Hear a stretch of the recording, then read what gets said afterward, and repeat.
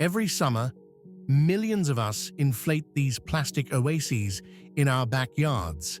But the technology that keeps your water in place didn't start at a toy store.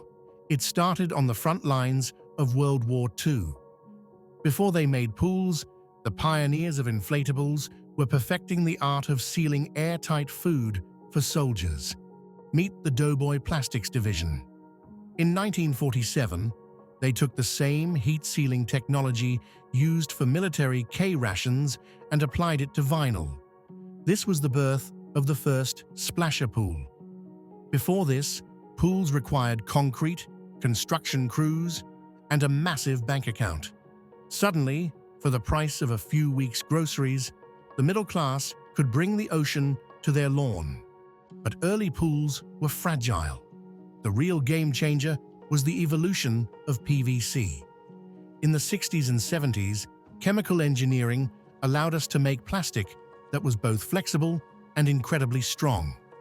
We added UV inhibitors so the sun wouldn't melt your pool in a week, and puncture-resistant layers that could withstand the chaos of a family barbecue.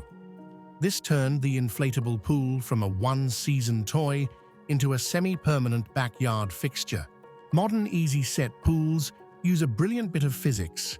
You only inflate the top ring. As you add water, the ring floats. The weight of the water pushes the walls outward, while the air ring pulls them upward.